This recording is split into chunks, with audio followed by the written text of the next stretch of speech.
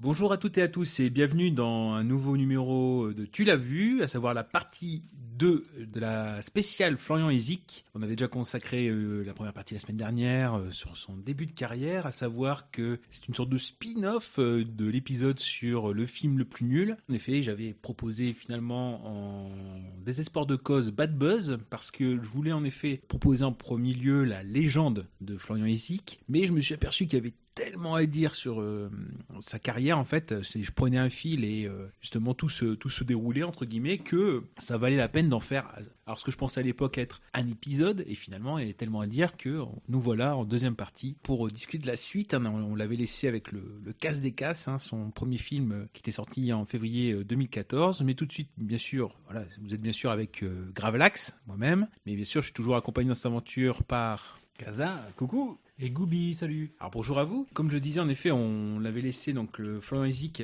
protéiforme au niveau artiste, basketteur jusqu'en 2010, mais aussi poète, mais aussi chanteur, et finalement comédien. Et on avait vu, donc en effet, qu'il est autodidacte. Encore une fois, le but, c'est pas de se moquer, c'est que... ça donne lieu à moquerie ou à rigolade, voilà, on n'est pas non plus de bois, mais que voilà, on voulait aussi reconnaître les parties de son parcours qui sont ou ses qualités, notamment le fait qu'il soit autodidacte et que souvent il mène lui-même les projets plutôt que de les attendre. Donc c'était le cas par exemple pour le Casse des Casses ou Autoroute Express, qui était la mini-série qui a donné lieu au Casse des Casses, qu'il a quasiment tout financé lui-même. Alors, où est-ce qu'on en est dans sa carrière après la sortie du Casse des Casses et qui n'a pas forcément été le succès escompté?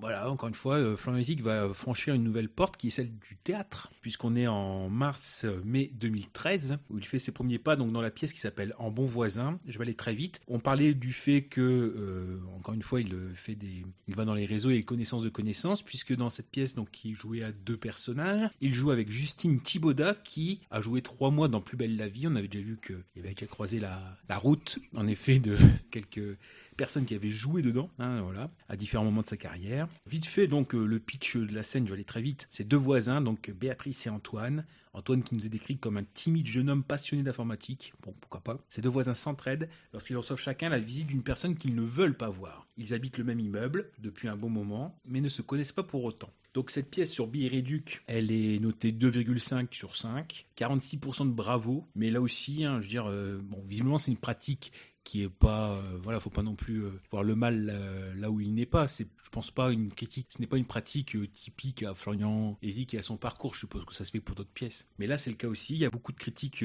positives où il n'y a qu'une seule critique par utilisateur. Donc, en gros, voilà, ils n'ont vu qu'une seule pièce au théâtre et ça serait celle-là. Parmi les critiques négatives, voilà, je vois quelqu'un qui titre « Que sommes-nous venus faire dans cette galère ?»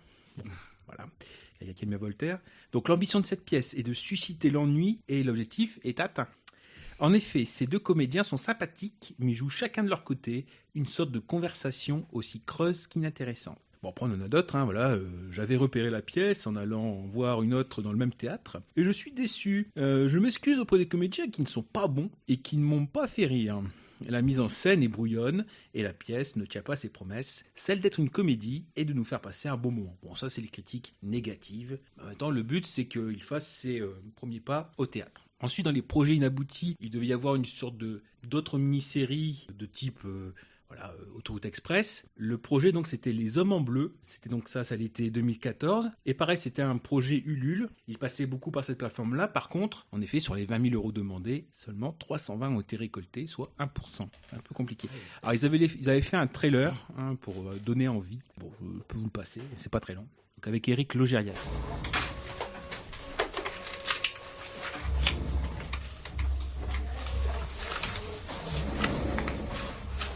Ça y est, chef! Qu'est-ce que J'ai interpellé le trafic en montre. le trafic? Ah, bien, Félicie, bien. Donc, vous voyez, Aucun cas de désespéré. Merci, chef. Enfin, vous savez, j'ai aucun mérite. Il était juste devant la gendarmerie. C'est quand il est venu me demander l'heure que j'ai fait le rapprochement, vous voyez. Devant la gendarmerie? Oui. Je sortais, et puis il s'est approché, alors je lui ai sauté dessus et je l'ai neutralisé sans coup férir. Bon, je ne dis pas qu'il s'est pas débattu un peu, j'ai dû l'assommer, quoi, mais ça reste dans le cadre de la légalité. Très bien. Écoutez, vous le faites rentrer, Félicie, parce qu'on va pas y passer la nuit non plus. Tout de suite, chef.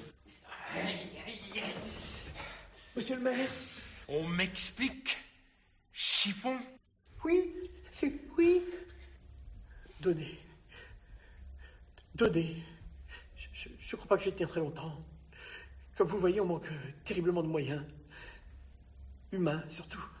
Donnez. Donnez avant que je l'écrabouille. Venez, monsieur le maire, on va à l'infirmerie, je vais m'occuper de vous. Poussez-vous. Aïe, ne me poussez pas. Le suspect s'appelle Le Maire et Chiffon le connaît. Incroyable. Voilà ce qui devait donner envie de donner pour... Waouh. C'est dommage parce que j'aime beaucoup ce comédien.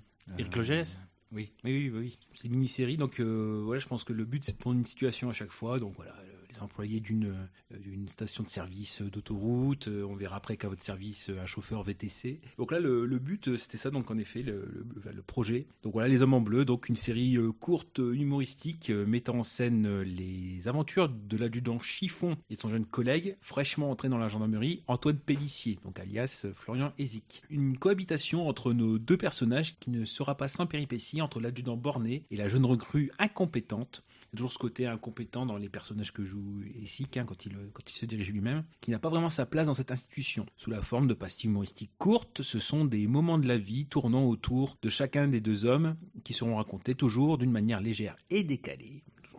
Des situations improbables, situées essentiellement au sein même de la gendarmerie, avec des personnages hauts en couleur qui seront la base de cette nouvelle série. Donc bref, voilà, qui n'a pas vu le jour. Pourtant, tout était quasiment calé, c'est-à-dire que dans l'article qu'il avait donné à la Gazette du Val d'Oise, c'est quand même documenté. On avait déjà le casting, c'est-à-dire qu'il y avait donc Laurent Petit-Guillaume, on l'avait déjà vu en tant que gendarme dans Autoroute Express, Le Casse des Casses, Joy Esther, donc la voisine super sexy de Nos Chers Voisins, dont Florian Hézic a tourné un épisode, je le place au passage parce que je ne le placerai pas après. Philippe Vasseur, donc José devait rejouer dans cette série. Il devait jouer le frère d'Hézic. Ah, c'est dommage. Il devait jouer le rôle d'un ancien acteur de film pour adultes, surnommé La Chignole, qu'on retrouvera à votre service, joué par un autre comédien, et qui s'était reconverti en producteur de film X. J'aurais bien aimé voir ça. Jean-Michel Maire, donc de Touche pas à mon poste. Oh mon Dieu. Et Jackie, du Club Dorothée. Bon, voilà.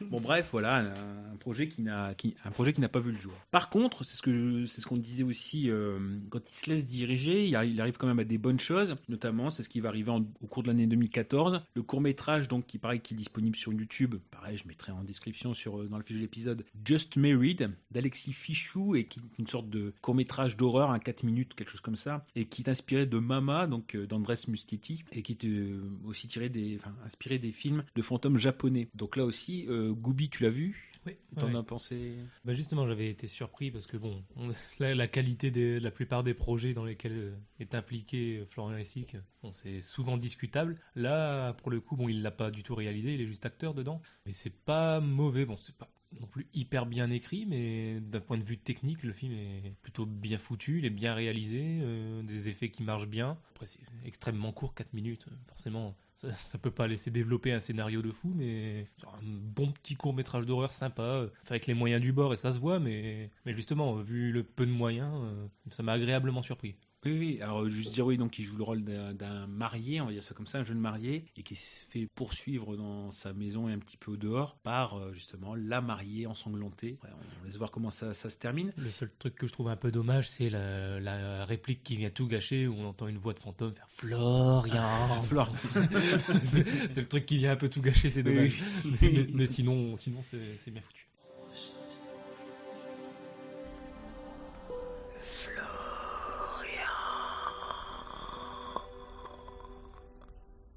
Mais voilà, et puis c'est surtout aussi le fait que voilà, il peut faire autre chose, quoi. Encore une fois, le côté où il cherche à sortir de la zone de confort.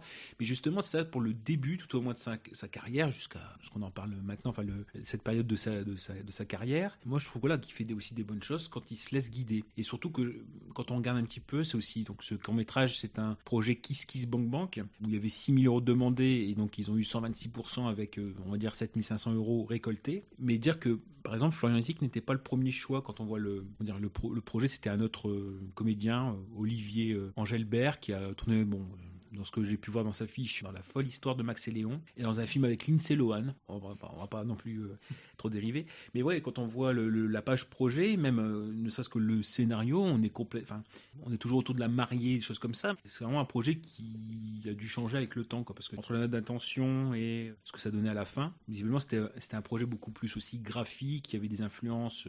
Donc ensuite, lui il revient, pareil avec un autre court-métrage fin 2014. Il n'y a que la bande-annonce qui est disponible, mais là, encore une fois, même s'il fait tout de A à Z, on est dans une autre thématique. On n'est plus dans la comédie. On va juste passer la bande-annonce qui fait 30 secondes. Ça s'appelle donc Je ne dirai plus jamais je t'aime.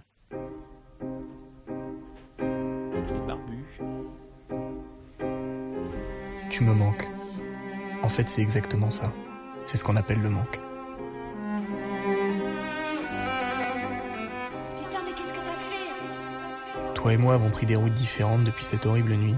Et malgré tous mes espoirs, toutes mes prières, je sais que je t'ai perdu pour toujours. Je ne dirai plus jamais je t'aime.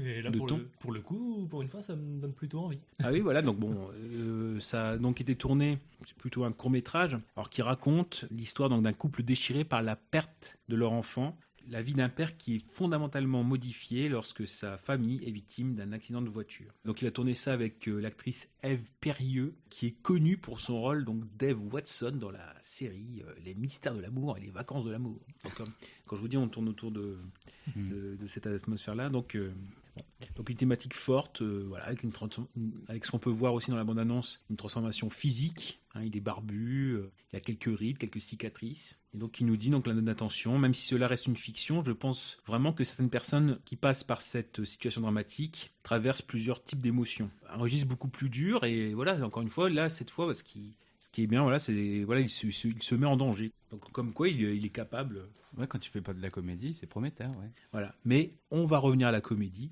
puisque les Hommes en Bleu n'ayant pas reçu le financement, ils s'attaquent donc à une nouvelle série format court qui va être donc entre 2015 et 2018 à votre service, où il va interpréter Polo. Je sais que t'aimes bien les polos, notamment dans les garages. Voilà, et chauffeur de VTC maladroit. Alors on ne sait pas trop s'il a le permis ou des choses comme ça, quoi. En effet, qui va durer donc 3 saisons avec 24-25 épisodes par saison. Il aura le droit aussi à 2 primes, toujours pareil sur ma chaîne étudiante et plusieurs autres chaînes de la TNT, mais bon, c'est la chaîne principale. Le format court va obtenir donc le prix de la meilleure fiction étrangère au 8e festival Golden Camera de Mumbai, donc en Inde, et le prix du meilleur acteur étranger pour Florian Hessig. Donc il y a une pléthore de guest stars durant ces 3 saisons. Donc Samina Seri, qui fera le premier, la pilote, quand même. qui fera le demi-frère de Polo. Martha Lamotte, Gérard Hernandez, Pascal Légitimus, Jean-Marie Bigard, Smaïn, Jean-Pierre Mocky, Philippe Chevalier. Donc ça, c'est plutôt la saison 3 et les primes. Jean-Christophe Bouvet, qui est le beau-père de Polo, qui est connu pour son rôle de Martoni dans La Cité de la Peur. Géraldine Lapalus, ou Lapalu, qui est sa copine. Donc on va retrouver aussi dans la légende. Alexandre Pell, Gérard Klein, moi je l'ai pas vu celui-là. Patrick Préjean, qu'on va retrouver aussi dans la légende. Richard Boringer, Isabelle Mergo. Le but, c'est qu'ils prennent notamment un invité, souvent c'est des récurrents ou des invités surprises, comme Jean-Marc Généreux, Didier Gustin. Donc aussi, dire que c'est une série qui, sur IMDb, elle a 7,8 sur 10, avec pareil un gros split, c'est-à-dire qu'on a 10 sur 10, et 8 notes en dessous de 5. Là aussi, le copinage, c'est ce qui pose un peu souci. Ouais, et pareil, sur Allociné, elle est très, très bien notée, quoi. Donc, on a toujours ce même système de copinage au niveau des notes. Alors, pour être tout à fait franc, j'ai essayé de voir le maximum d'épisodes par rapport à ce qui est disponible en ligne. À savoir, c'est plutôt sur Dailymotion. Voilà. En gros, toute la saison 1, à part le dernier épisode, donc 23 épisodes en l'occurrence, est disponible. Le début de la saison 2, puis un épisode de la saison 3, et c'est tout. Donc je me base surtout sur la saison 1 et puis la saison 2. À savoir que c'est toujours pareil, c'est le même système et toujours à peu près le même humour que Hessig qui essaye un peu d'importer, avec des situations qui parfois traînent à la ligne, des épisodes un peu moins inspirés que d'autres, ou justement, je vais pas dire des choses un peu gênantes, mais des situations un peu déjà vues. Je sais pas, je peux prendre l'exemple de l'épisode 2, saison 1, épisode 2, où c'est l'épisode qui s'appelle Tu veux ma main, donc il y a Géraldine Lapalu qui joue sa copine, et en l'occurrence ça finit, tiens, tu voulais ma main, donc pour m'épouser, lave-la, puis elle lui fout une claque dans la gueule, voilà, non, tu as. Voilà, on voit à peu près le truc. Quel niveau. Voilà. Pareil, donc l'épisode 3, on fait la connaissance on ne sait pas encore, mais du beau-père, donc joué par Jean-Christophe Bouvet, puis donc voilà, qui le prend dans sa voiture. Puis ah oui, bah moi ma copine, c'est vraiment une sacrée gourmande. Et puis voilà, on voit Charline l'a pas lu arriver. Ah bah oui, c'est ma fille quoi. Donc en gros ils ont débatéré. Ah bon, d'accord. Donc c'est un peu déjà vu. Même des trucs un peu limites. Je vois, comment dire, il doit faire les devoirs de géographie pour la fille d'un de ses potes. Voilà, quel est le nom mondial de la ville de la culture africaine, Barbès. Quoi, c'était Marseille. Donc en gros, on revient à Télémagouille des inconnus. On a beaucoup de choses qui sont limite gênantes. J'essaie de voir un petit peu le best-of de ce qu'on peut trouver. Oui, il recroise une ancienne copine. Ah ouais, bah moi au collège, tu me donnais le surnom de face de paix de mouche. Voilà. Pareil, un épisode avec Eric Nolot où ça traîne. On voit que ah oui, j'ai vu un article sur vous, je vais retrouver, etc. Puis finalement, il le prend pour Patrick Sabatier. C'est ça la chute. Et j'aime bien, oui, le fait de... Il dit ça à un de ses potes. Je dois travailler plus pour gagner plus. Je ne sais plus qui a dit ça, mais sûrement un saint homme. Bon, voilà. Le beau-père, la classique, où il revient plein de sang sur le visage. Vous m'avez dit de descendre votre chien.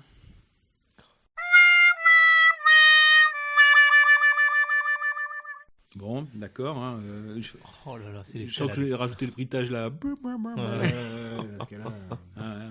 Oui, ça vous fait rire. Ah oui. Parce que lui, donc en effet, s'appelle Paul Bouture. Et en effet, l'inspecteur qui doit lui faire passer le permis, c'est Monsieur Boudure. Non, mais vraiment, il y a des épisodes comme ça où il n'y a rien, quoi. C'est-à-dire que vraiment, ça repose sur rien. On a aussi Miko, l'ancien compas de Koé, qui vient faire. Oui.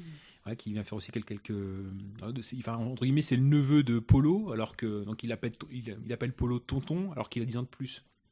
Ouais, donc son copain Tonio Lachignol, hein, qui est acteur porno, qui veut l'engager pour être producteur, qui veut l'engager parce que bon, il le surnomme MP, micro-pénis. Quand il te verra, le public se sentira supérieur. Et donc à la fin, ils finissent par appeler Jackie Michel. Bon. Ouais. Ah oui, il y a ça. Vous voyez le niveau, hein. Et bon, j'essaie de bien raconter. Il n'y a pas au moins une bonne vanne.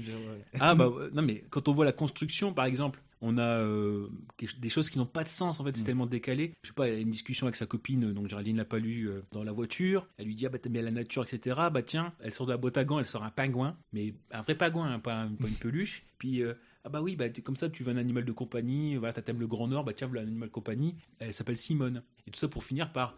Bon, allez, on y va en voiture Simone. Oh putain. J'ai mal, à chaque fois que tu racontes une de ces vannes, j'ai mal au cœur. Non, ah oui, il y a aussi Patrick Puy-de-Bois, donc Nicolas dans Les Garçons qui fait un guest. J'ai proposé l'épisode avec Jean-Marc Généreux, qui s'appelle Les Péchés Capitaux, où Jean-Marc Généreux joue le rôle d'un prêtre. Et vous allez rigoler. Allez. Vous êtes prêts pour la rigolade? Oui. Avec plaisir.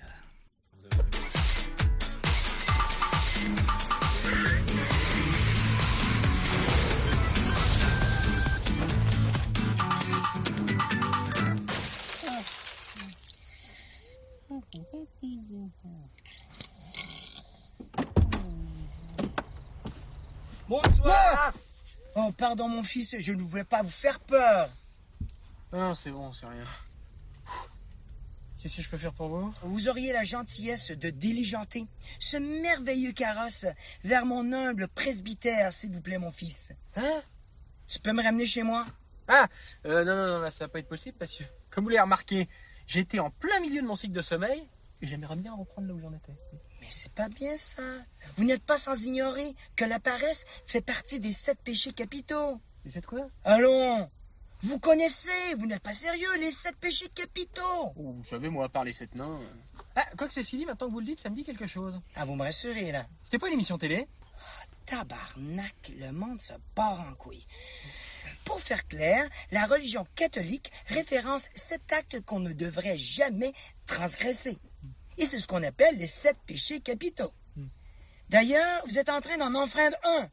La gourmandise fait partie de la liste. Pas de la gourmandise, je pense.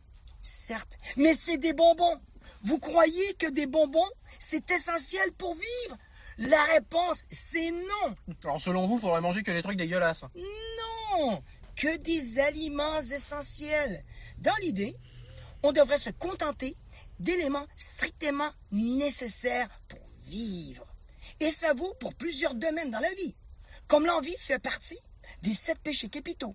Et pour compléter le tableau, il vous faudrait bannir l'orgueil, l'avarice et même la colère pour adapter un comportement parfaitement pratiquant. Ouais, bah dis donc, on doit pas se marrer tous les jours avec vous, votre femme, hein. J'ai pas de femme. J'y ai renoncé le jour où j'ai tourné mon corps et âme vers Dieu. Ah, mais c'est pour ça la robe, là, vous êtes curé en fait. Une soutane.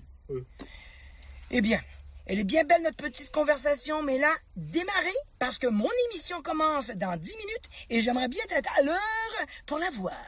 Parce que vous regardez des émissions à minuit, vous. Seulement le premier samedi de chaque mois.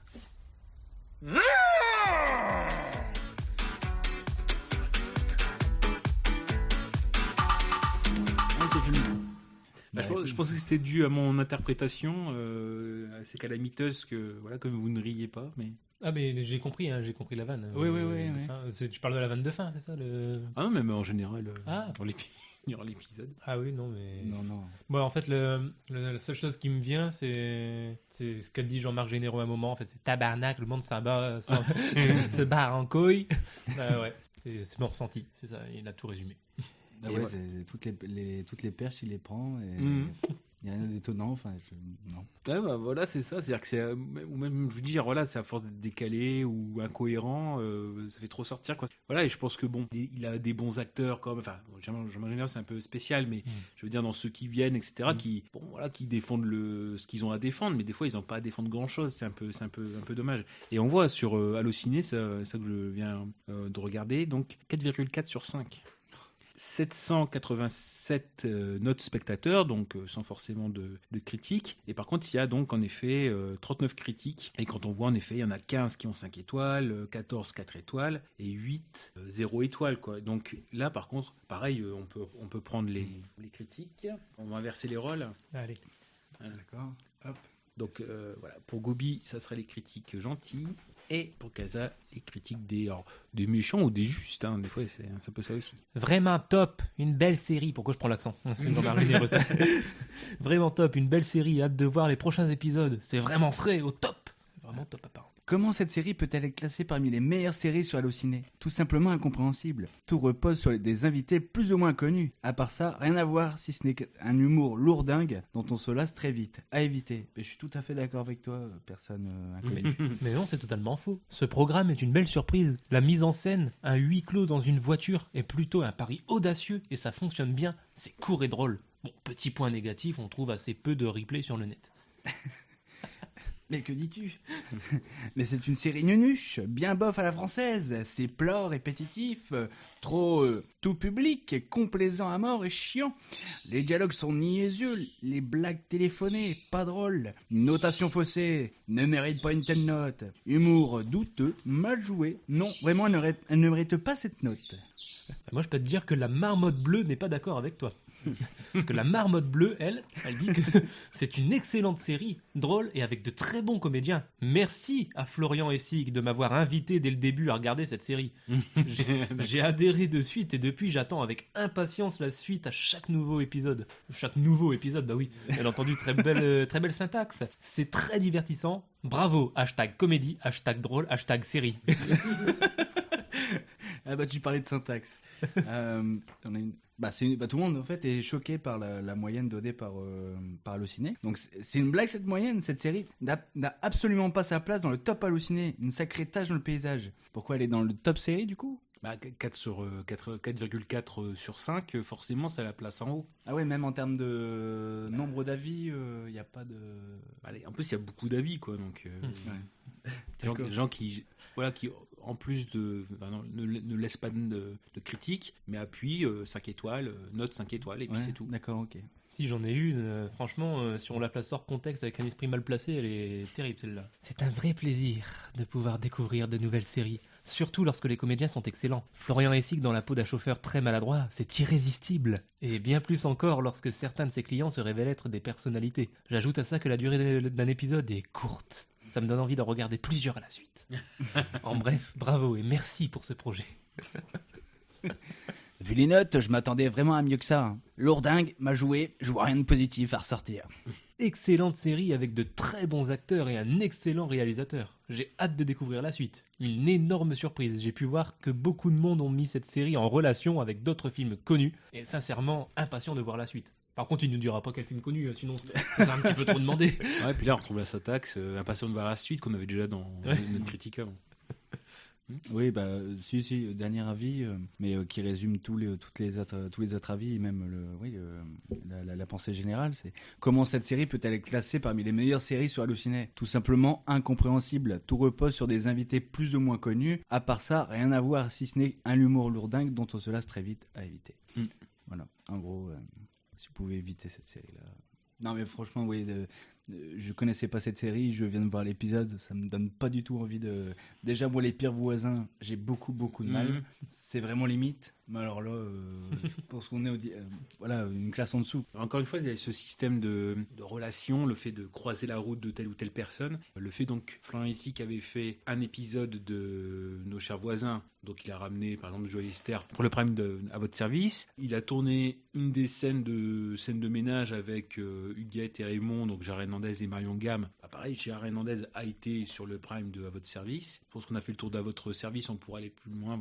On a passé un bon moment. Si on prend la suite de la carrière de Florian Essic, il a croisé la route par exemple de Jean-Pierre Mocky, quelques années avant qu'il meure, par 2 fois, donc 3 fois, puisqu'en effet, il a tourné donc dans un des courts-métrages pour France 2, donc tourné par Mocky, Le Rustre et le Juge avec Gérard Depardieu. À partir de là, donc, Mocky a tourné dans le prime aussi avec son célèbre moteur, parce qu'il démarre jamais, donc ça, pour le coup, c'était plutôt marrant.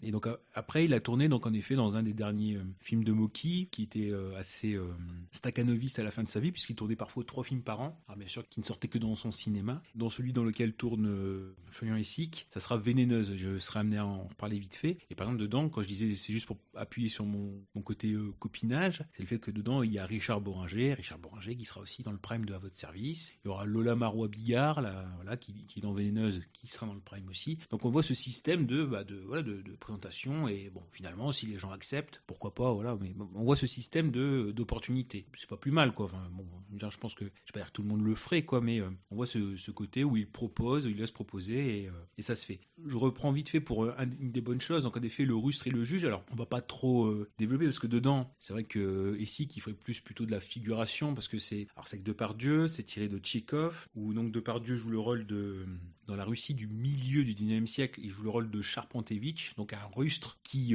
perd lors d'un concours de tir à l'arc, où il se trouve injustement lésé sur le prix, et donc qui le frappe, celui qui est déclaré vainqueur, qui le convoque pour un procès au tribunal. Or, Charpentevitch, joué par Depardieu, connaît le juge, qui est joué par Philippe Duquesne, et justement, ils ont fait les 400 coups ensemble, et voilà, entre guillemets, bon, le juge va lui dire de se calmer. Finalement, ils vont finir par être jugés tous les deux, parce que ils vont dévoiler, entre guillemets, les affaires de mœurs, et eux-mêmes, ils vont être jugés par un juge qu'ils connaissaient pour avoir volé et pour aimer les vieilles, alors que Philippe Duquesne est un juge qui aime les jeunes. Donc dedans, justement, ça ici, que Florian Essic fait juste un des 2 gendarmes qui doit maîtriser, entre guillemets, Depardieu avec un autre, ce qui est un peu limite, mais s'il devenait à être arrangé. Mais donc, c'est vrai qu'il a, à part peut-être une ou 2 répliques, il est plutôt muet, quoi. Donc c'est pas non plus... c'est bien qu'il ait pu tourner dedans et d'avoir pu tourner avec Depardieu. Je pense que beaucoup seraient contents. Donc... Donc bon, musique de Vladimir Cosma. Non, c'est sympa. Puis ça montre, peut-être une politique aussi corrompue. Enfin, c'est... Oui. Puis, comment dire, pareil, par rapport à Mocky, il faut rappeler aussi, il avait plus de 80 ans quand il réalise ce court-métrage, que c'est un beau limite de travail, parce que ces films ne sortent plus en dehors de son cinéma. Donc, c'est des moments où il fait 3 films par an, avec ses propres moyens, et donc c'est parfois assez compliqué de les voir. Alors voilà, si on revient un petit peu sur Florian Essic, comment est-ce qu'il a vécu, entre guillemets, ce court-métrage. Alors déjà, pourquoi est-ce qu'il est dedans ? Certainement parce que ça a été tourné, comme le sera Vénéneuse, dans le Maine-et-Loire. On connaît son agglomération d'Angers, où il est très actif. En gros, on a bien rigolé, le tournage a été agréable, très agréable, en dépit du fait que les journées étaient bien chargées, avec près de 80 plans par jour. Entièrement concentré sur son œuvre, Jean-Pierre Mocky a été très calme. Quant à Gérard Depardieu, il a mis une sacrée ambiance sur le plateau, très avenant, toujours un bon mot. Il nous a fait bien rire avec ses petites blagues, ce qui a détendu tout le monde, en particulier les nombreux figurants. Lorsqu'il devait donner la réplique hors champ, il en faisait des tonnes exprès pour déstabiliser Philippe Duquesne. On va dire que c'est plutôt une bonne ambiance. Ensuite, oui, ce qu'il avait dit aussi, c'était que jouer avec Depardieu, bon, même si on voit que c'est du rôle plutôt de figuration, on voit la première scène où il apparaît, Florian Lessic, entre guillemets, voilà, Depardieu, il est bon quasiment dès la première prise, donc ça force un petit peu la rigueur, ça lui a pris ça aussi, c'est ce qu'il a dit, donc c'est plutôt pas mal. Pour ce qui est en effet de Vénéneuse, qui est l'autre, par contre cette fois on est dans le long métrage, même si on est aux alentours de 1h20, vu que le temps manquait, je l'ai vu un petit peu, enfin j'ai bien vu le début, et puis après j'ai un petit peu zappé pour voir surtout les scènes où il était Florian Lessic, donc on est dans une affaire un petit peu policière avec un ancien caïd, donc Dick Grant, qui est joué par Mocky lui-même, qui est en prison et qui a laissé sa maîtresse, donc jouée par Lola Marois Bigard, diriger son club, mais en fait elle se fait un petit peu monter la tête par les deux associés, donc il se fait doubler et par sa maîtresse et par ses associés, donc il y a urgence, entre guillemets, il se fait informer de cela, il s'évade de prison, donc par un stratagème on va aller assez vite, donc ce qui fait qu'il plombe et sa maîtresse et un de ses associés, que ça déclenche une affaire, et donc dedans le rôle de Florian Lessic, c'est le stagiaire Lucas, donc il est policier, donc on voit qu'une petite moustache. Voilà.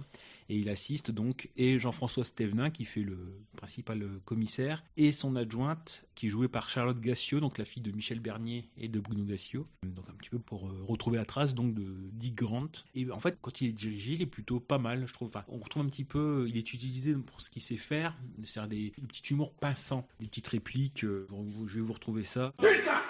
Bon, vous arrêtez de chouiner 2 minutes et vous nous expliquez ce que vous savez. Ben, ça va être bref vu que je sais que dalle. C'est ça, et puis maintenant vous allez me faire croire que vous n'étiez pas sur les lieux quand c'est arrivé. Un peu, mon neveu. J'étais en haut, en train de régler les comptes, parce qu'il y a toujours des erreurs de caisse. Bon, bah, ça dépend avec qui, hein. Doris et Tonio, par exemple. Leur compte est bon? Oh, ça va, j'étais tolard assez longtemps, hein. Alors, un taulier de plus ou de moins, c'est pas ça qui va m'empêcher de dormir. Justement, en parlant de taulier, le Flamingo avait l'air de bien tourner avec ou sans Dick. Vous croyez qu'il avait une raison de devancer l'appel? Mais aucune. Avec nous, il savait que la baraque serait bien gardée. Bon, bien gardé, faut le dire vite, hein. Sa femme et son associé butés dans la même soirée. Vous appelez ça une maison de confiance, vous? Mais bon, il y a toujours ce côté un peu pincé. Après, il y en a une, mais c'est pas de lui. C'est quand il est en cavale, il se réfugie chez une jeune femme qui a comme oncle Richard Boringer, qu'on a le plaisir de retrouver d'ailleurs. Un des copains, en fait, d'une des filles qui est dans la maison. Alors, avec beaucoup de filles qui se baladent nues, seins nus. Bon, d'accord, hein, c'est Mocky. On voit qu'il y a un qui a eu un accident de la route, qui est en fauteuil roulant. Arrête, Mona, à quoi tu joues là? C'est un légume maintenant. Un légume? En tout cas, ce qu'il a entre les jambes, c'est plus proche du concombre que du haricot, espèce de traînée, va. Bon, d'accord.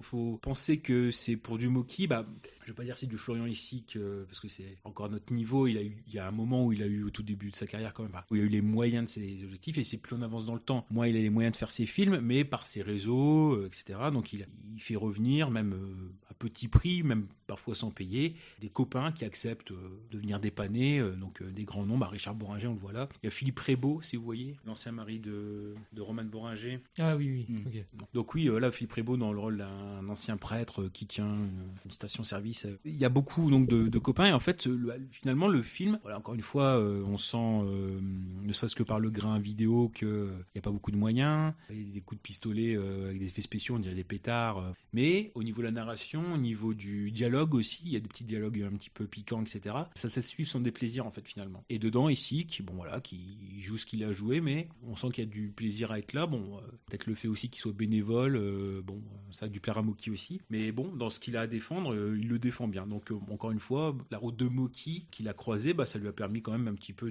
d'élever sa filmographie ou son cursus. Et donc on va arriver au gros morceau, à savoir ce pourquoi j'avais été attiré justement par la carrière de Florian Lessic. On arrive peu à peu, donc en effet, à un nouveau long métrage. Alors il y a eu beaucoup en effet de projets, alors même qui sont peut-être encore en état de projet en ce moment. Il y avait le projet d'une comédie romantique, mais qui visiblement, je crois que ça devait s'appeler quelque chose comme Un amour en cavale, mais pour l'instant c'est un peu lettre morte, ou ça a peut-être été abandonné, comme on dit. Parfois il commence une idée, mais après parfois la conclure c'est un peu plus compliqué pour lui. Il y a donc une autre comédie avec Michel Alexandre qui s'occupe de Camping Paradis, pareil, qui est en cours d'écriture encore, mais ça fait un moment qu'ils sont dessus. Il s'est consacré donc à un milieu qu'il connaît bien, à savoir le basket, puisqu'il a commencé basketteur, pour arriver au long métrage qui nous intéresse, à savoir La Légende, qui est sorti donc le 6 juin 2018, qui est resté une semaine en salle. Pour ma part, parce que contrairement au Casse des Casses où il se plaignait peut-être des salles qui n'étaient pas, des copies qui n'étaient pas assez importantes, là moi je l'ai vu dans le cinéma Pathé, comme c'est un film qui fait 1h20, je me souviens qu'il y avait 5 séances par jour, 14h, 16h, 18h, 20h, 22h. Donc il y avait une salle réservée. Là, c'est une salle réservée. C'était la salle tout au fond. Et le film donc tournait. Par contre, je suis arrivé, j'étais tout seul. J'ai vu le film tout seul. Et d'ailleurs, quand on parle du nombre d'entrées, je vais en parler tout de suite. Je n'ai pas eu accès au nombre d'entrées. Par contre, le site professionnel qui référencie le nombre d'entrées, où il faut payer, donc en effet, on voit qu'ils mettent un nombre d'étoiles pour cacher le nombre de chiffres. En comparant avec d'autres films, on voit que le nombre d'étoiles correspond au chiffre qui est derrière. Pour ce qui est du nombre total d'entrées de La Légende, il y a 4 étoiles. Donc ça veut dire que le film aurait fait moins de 10 000 entrées. D'accord. Donc juste pour dire ça, malgré un nombre de copies plus élevé. Donc justement là, on revient un petit peu plus dans le format de l'émission où je vais expliquer un petit peu l'idée. Je me suis basé, comme je l'avais dit peut-être en introduction de la première partie, sur ces fameuses notes hallucinées, sur la bande-annonce qui est très courte mais qui donne envie. Et finalement, à peine on arrive, au bout de 5 minutes, on sent ce qui nous crie au visage, c'est le manque de moyens. Et on se dit, c'est pas grave si ça raconte quelque chose, on peut se laisser suivre. Mais en fait, le personnage que joue Florian Hessig, à savoir donc Jean-Christophe Markovitch, qui est supposé être le meilleur basketteur européen, donc français mais européen, qui a un très bon tir à 3 points, qui revient dans son club d'origine, Angers, avec un très gros transfert, à la surprise générale, alors que le club remonte, que c'est son club de formation, et qu'il a le plus gros salaire désormais d'Europe. Dès le départ, on a un personnage qui nous est antipathique, parce qu'à peine il arrive, il se fight avec l'ancien capitaine de son équipe, il prévient. Et je pense que Casa, c'est ce qui t'avait choqué. Pour un sport qui est collectif, le fait d'avoir quand même une des personnes les plus individualistes ou les plus qui pensent à sa gueule en premier. C'est ça. Damn, Jean-Christophe Markovitch. Non. Et qui est, monsieur, je mérite, je cite, le plus gros salaire d'Europe. Rien avec ça. Alors, ça fait plaisir de voir cher Arnaud. C'est comment, t'es muet, tu parles pas? Ah, c'est plus marrant de faire le guignol devant les journalistes que devant nous. Je te préviens, Marco. Dans ce vestiaire, t'es personne, ok? Donc tu te fais tout petit. Je te fais rire? Ah ouais, tu te fous de ma gueule en plus. Tu dis, ouais, Marco, on a dans le froc. Je crois qu'on a un candidat au suicide, d'ailleurs, parce qu'il... Ah, tu me pètes les bras. C'est bon, t'as fini ton show, là? Alors que les choses soient claires, je me fous complètement de ce que vous pensez de moi. Je suis venu ici, c'est uniquement pour jouer au basket et donner le maximum pour cette équipe. Les petits problèmes d'égo, je m'en fous. Alors 2 solutions.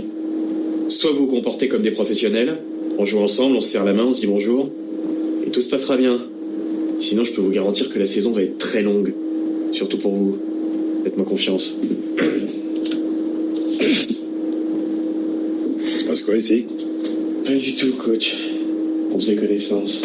Et donc c'est ce qui nous saute aussi aux yeux, et beaucoup d'incohérences, des problèmes de rythme, des scènes qui sont répétées, notamment dans les entraînements. On dirait à peu près c'est normal pour du basket, mais il y a 2 séances qui sont assez proches, où ils s'entraînent tout seuls, puis après ils s'entraînent avec l'équipe, et tout ça dans les 20 premières minutes de film. Et bref, ça fait vraiment ce côté très égo-trip. Et le fait qu'il réalise, qu'il ait fait le scénario, qu'il joue le rôle principal, voilà, ça donne l'impression, quand on ne connaît pas Florian Hessig, peut-être avant 2018, moi je ne connaissais pas, je connaissais pas votre service, je ne connaissais pas Autoroute Express. Ça donne l'impression de quelqu'un qui a fait complètement un projet ego trip. Bon, après voilà, en le connaissant, on s'aperçoit que c'est pas le cas, puisque en prenant d'autres informations, on s'aperçoit que c'est un personnage forcément, qui a une écriture qui est faite quand même. Alors, on verra qu'il y a un problème, c'est-à-dire que pour comprendre le personnage, évidemment en l'ayant revu le film pour l'épisode, c'est en ayant lu le livre qui est sorti après le film que on voit tout le parcours qu'il a eu et qu'on l'excuse, et parce qu'on a eu le temps de voir comment chaque élément peut déranger dans le film, c'est construit. Voilà, c'est construit sur le temps long ou le temps moyen. Il faut avoir des informations avant, il faut vraiment s'y mettre pour un petit film comme ça. Voilà, faut avoir un sacré bagage. Bon, bref, il y a ça, et puis après, je vous avais dit ce qui m'avait embêté avec ce film-là, et c'est pour ça que je le disais, film le plus nul, parce qu'il y a aussi le côté qui n'était pas sympathique avec ce système d'halluciné où il y a une armée de soutien factice qui font gonfler la note. Et surtout, c'est le fait que, pour ceux qui veulent mettre une vraie critique, pour le coup, moi j'avais fait la mienne, en disant c'est un film problématique, il manque de moyens, mais on sent quand même de la bonne volonté. Et à peine j'ai mis ça, on a le smiley vert, smiley rouge, et je vois que j'ai plein de smileys rouges en fait. Et tous ceux qui mettent une critique, une étoile, 0 étoile, tout en expliquant et en argumentant, quoi, c'est ça aussi. Ça m'a vraiment pas rendu le film sympathique. Et j'ai même rectifié en me faisant une mise à jour. Ceux qui voient, ils verront peut-être sur Allociné. J'ai refait un chapeau en disant quand même c'est honteux alors qu'on argumente et qu'on n'est pas des clasheurs ou des haters, qu'on essaie d'argumenter les choses, de se retrouver avec avec une manipulation. Ça rend pas service au film, et pour un film qui veut être modeste. Bon, après je me suis nuancé, mais ça a été longtemps quand même assez amer.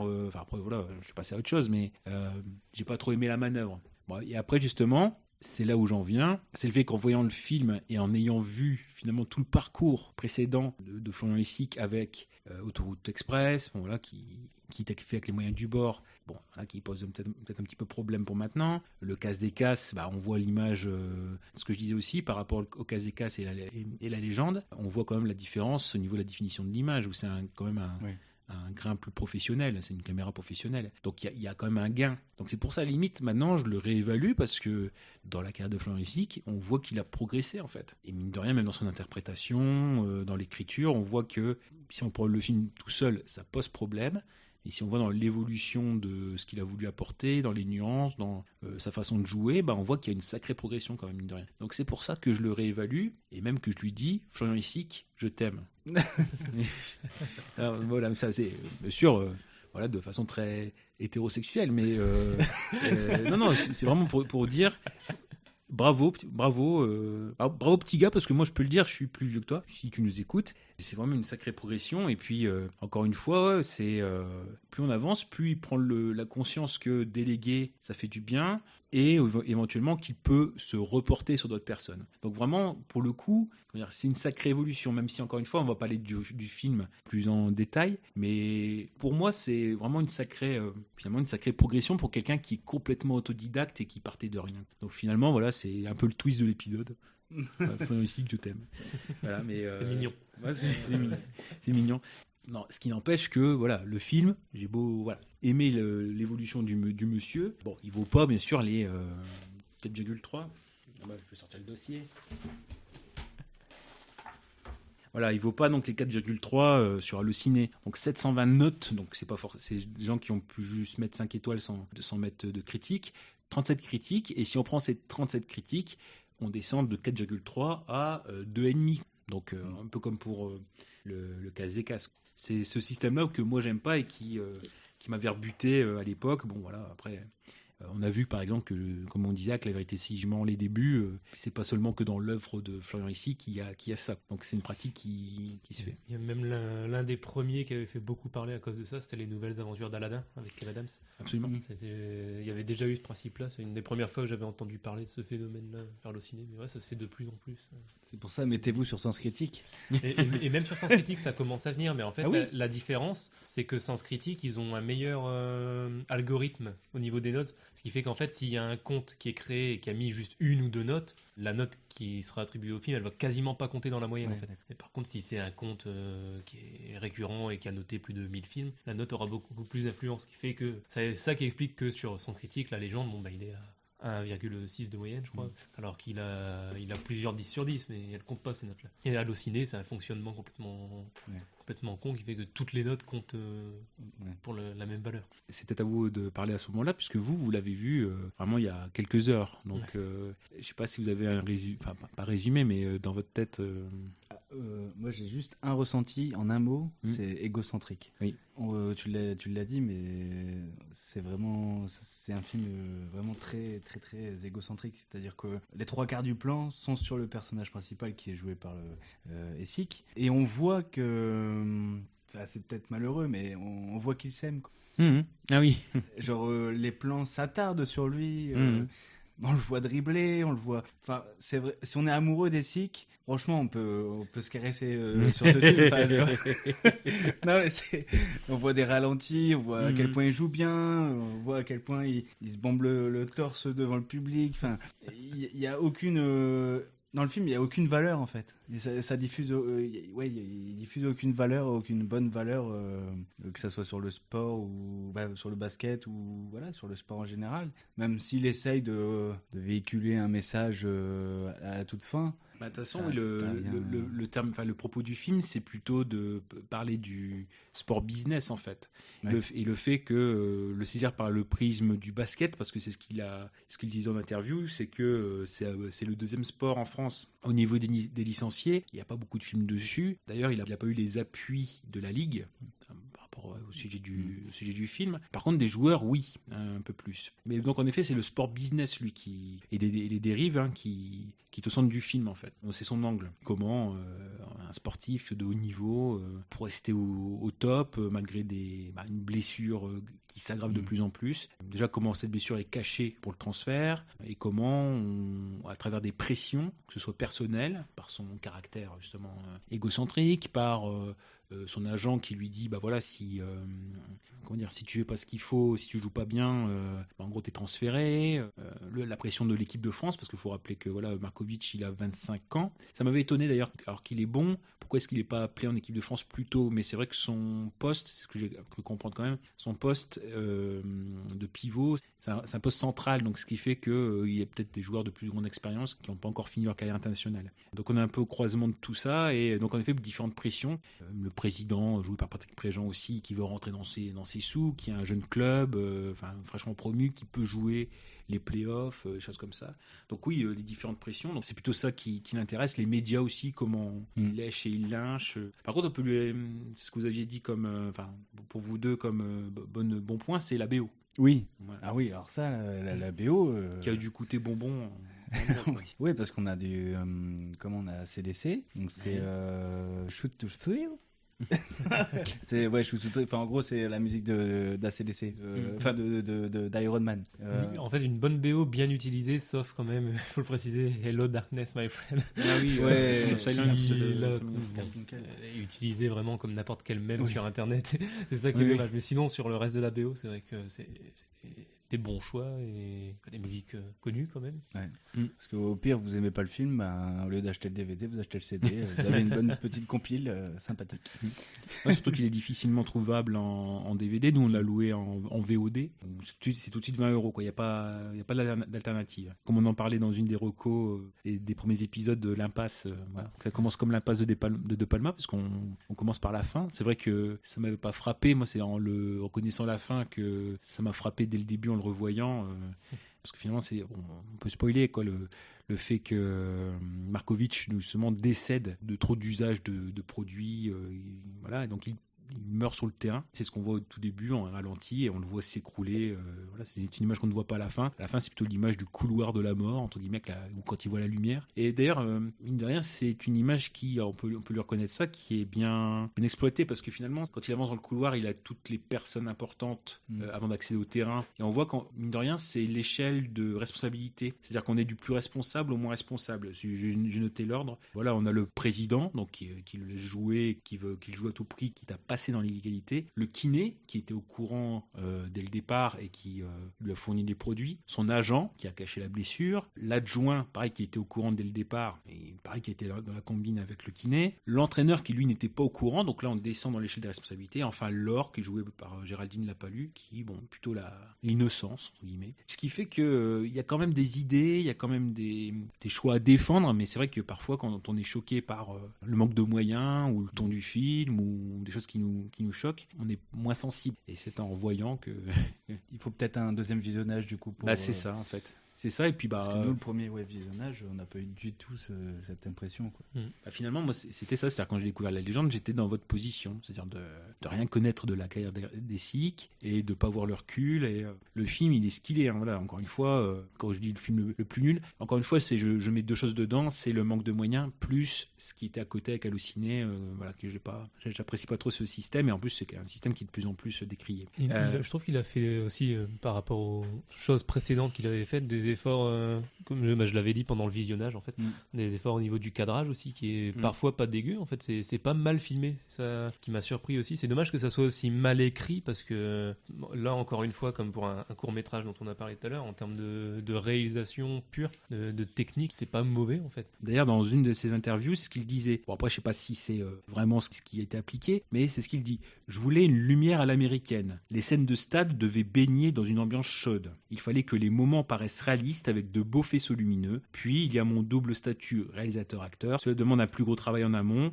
Voilà, on fait des répétitions sur la mise en scène jusqu'au jour du tournage. Le but est que le jour J, il y ait moins de réglages possibles. Tout est cadré avant. Donc, ce qui fait qu'il y a vraiment un effort important. J'ai beau un peu plus apprécier l'état d'esprit du personnage au fur et à mesure de le découvrir. Quand on prend la page, par exemple, Wikipédia du film, on insiste beaucoup sur les prix obtenus par le film. À savoir, j'en ai dénombré 53. Oui, quand même. Mais là, pareil, il faut nuancer. C'est-à-dire, au César, il n'a pas été nominé. Et quand on prend en effet les festivals, alors c'est bien, c'est un film qui a voyagé jusqu'au Chili, jusqu'en Inde, etc. On voit finalement, c'est avec parfois ce qui peut un peu hérisser le poil, c'est-à-dire que ça continue un petit peu à caresser Florian dans le sens du poil, entre guillemets. C'est le cas, par exemple, d'une des récompenses. Alors, je vais faire mon point général avant. C'est-à-dire que si on prend tous ces festivals, ils sont partout dans le monde, mais c'est un peu spécial. C'est-à-dire que c'est pas des festivals avec des éditions annuelles. C'est-à-dire qu'il y a parfois même une remise de prix par mois. Par mois, par trimestre. Donc, ce qui fait que c'est un peu spécial. Et c'est un peu des festivals, bien sûr, de films indépendants, mais qui acceptent à peu près tout. C'est-à-dire que, par exemple, ce que je disais pour le Oniros Film Awards, donc qui est en Italie, on voit que dans les règles, il accepte les courts-métrages, les longs-métrages, les films indépendants, les films expérimentaux, les documentaires, les animations, les séries télé, tout ce qui est vidéo web, les pilotes, les bandes-annonces, les publicités, les vidéoclips. Et bref, nous acceptons les films de toute longueur, de genre et langue. Ce qui a été un peu compliqué, justement, il a posé Instagram, Twitter, tout ça sur son compte avec sa récompense en tant que en ayant rapporté soi-disant le award entre guillemets du meilleur acteur. Pardon. Oui, non, mais je voulais dire, il y a un gros problème avec le jeu aussi dans ce film. Oui, mais bon. On va y revenir, c'est-à-dire que déjà, quand on va sur le site, qu'on voit les récompenses, certes, il a eu un grand jury award dans la catégorie acteur. Donc ça, il l'a eu. Par contre, si on prend la catégorie acteur, c'est un autre acteur qui l'a eu, Michael Watschlot pour le film Bakerman. Voilà. Et quand on a l'article qui nous dit Florian Hessig a remporté le prix du meilleur acteur, non seulement ce n'est pas vrai parce que c'est un award spécial, et on nous dit qu'il a remporté cet award face à Tim Roth de Pulp Fiction. Donc le fameux Tim Roth, R-O-T-H, mais non, pas du tout. Pareil, quand on prend la liste, alors toujours pareil dans la catégorie meilleur acteur, il y a bien un Tim Roth, R-O-2-S, mais dans l'article, on nous parle de Tim Roth. Voilà, c'est lui. Donc, on a la photo. Donc oui, qui n'a rien à voir et qui concourait en fait pour un court-métrage. Donc on voit qu'il est dans la catégorie meilleur acteur, mais pour un court-métrage de 10 minutes. Et donc c'est Tim Roth, RO2S, qui n'a rien à voir, qui est un acteur qui a des rôles tertiaires dans les séries, choses comme ça, mais qui n'est pas du tout le monstre qu'on connaît. Donc en effet, il y a ces côtés où on enjolive. C'est aussi c'est un peu embêtant. Quand on fait des choses, on voit que c'est pas totalement vrai. Mais ça continue comme ça. Donc bref, on a beaucoup de festivals comme ça où voilà, faut être heureux pour lui que son film remporte des récompenses, ça, il n'y a aucun problème. Mais faut aussi remettre le fait. C'est clair qu'il ne va pas concourir aux Oscars, pas au César, voilà. Mais au moins, il défend son film. Ça va même jusqu'au Chili où c'était Patrick Préjean qui a eu la récompense locale pour le meilleur second rôle, quelque chose comme ça. Une statuette. Donc oui, ça c'était l'Olympus Los Angeles, donc c'est dans un meilleur second rôle. Bref, voilà, il faut être content. Meilleur film sportif, c'est ce que je vois à peu près les récompenses qu'il peut y avoir. Meilleur décor, pourquoi pas. Le décor, il le démonte avec ses pieds tout au long du film, avec son pied droit. Non, mais donc on voit, mais c'est vrai que là aussi l'incohérence. Il est blessé comme pas possible et il arrête pas de taper avec sa mauvaise jambe. On voit aussi le côté, ce côté aussi où on sait qu'il sait qu'il est blessé et il s'entraîne encore plus. On y reviendra peut-être après. Ouais. Donc là, en effet, on est content pour lui qu'il y ait tout ça, mais quand on voit le déroulement des festivals qui sont trimestriels. Bon, ça relativise un petit peu. Après, très content pour lui que c'est toujours agréable d'avoir des prix. Pour la légende, il y avait peut-être d'autres choses. Alors, il y avait éventuellement, si on veut juste remettre ça, alors je vais pas remettre des critiques, parce que c'est à peu près le même système qu'on a pu voir. Juste plutôt les critiques de presse, c'est plus intéressant. C'est vrai qu'il avait fait, le film avait fait aussi l'ouverture du festival de Cannes, Junior. Ah oui, ça vous va mieux. J'ai eu peur. Oh mon Dieu. Ouais, donc oui, et bon, visiblement, pareil, il a reçu, c'est quand on entend Florian Lézy, il a reçu un très bon accueil. Bon, voilà. On va peut-être faire le grand écart entre, justement, Public, qui met 4 sur 5 au film. Pour son second long métrage devant et derrière la caméra, Florian Lézy signe un film touchant et émouvant, rempli de sincérité et porté par un super casting. Sa prestation dans le rôle de Jean-Christophe Markovitch, un basketteur déterminé à atteindre son objectif de rejoindre l'équipe de France, est remarquable, tout comme celle de Patrick Préjean, qui incarne un président de club, ou encore celle de Géraldine Lapalu dans le rôle de Laure, une kiné. Ce film, qui a fait l'ouverture de la section Cannes Écran Junior lors du Festival de Cannes, est une vraie belle aventure de vie. Dès aujourd'hui, on fonce voir la légende au cinéma. Voilà, et on a complètement l'inverse avec le site Avoir à lire. Ça, c'est important. C'est-à-dire que quand on a l'affiche en fait du film sur le site de VOD pour nous inciter à le vendre, il y a alors c'est pas le seul film à le faire. C'est en effet de choper des petites phrases dans chaque critique, même les critiques négatives. Et donc, on a ça. Dans Avoir à lire, on a l'article qui commence par la citation « L'homme ne rencontre que les limites qu'il se fixe. L'idée est belle ». Donc ça, c'est la phrase en exergue dedans, mais en fait, après, le film se fait démonter. Pour vendre le film, on garde la belle phrase qui n'a rien à voir, qui est sortie du contexte complètement. Un constat implacable sur la face sombre du sport business. Donc ça, c'est les fiches du cinéma. Avoir à lire, si on prend la critique tout court, elle est assez dure. Je vais la dire vite fait. On aimerait voir dans l'amateurisme dans lequel Florian Lézy a réalisé son premier film, une vision métadiscursive de ce que son personnage de basketteur essaie de faire de son côté. Cet arriviste qui se rêve en équipe de France pourrait ainsi être la projection des espoirs du jeune réalisateur de mener son long métrage jusqu'au César. Mais rien n'y fait. La façon avec laquelle Essig filme son personnage ne laisse aucune place au second degré, qui serait le signe d'un minimum de recul face à la piètre qualité de son travail. Car oui, même si c'est dur à dire, la photographie et les interprétations qui animent ce long métrage sont loin de celles que l'on a l'habitude de voir sur grand écran. Au mieux à la télévision, dans des téléfilms produits sans ambition artistique. Parmi ces jeux d'acteurs déplorables, on peut citer celui de Géraldine Lapalu, l'une des stars de la série Camping Paradis, dans le rôle de l'inévitable love interest du personnage principal, ou bien encore celui du médecin sportif qui se voit fublé de lignes de dialogue improbables que son interprète récite avec un surjeu qui les rend plus grotesques encore.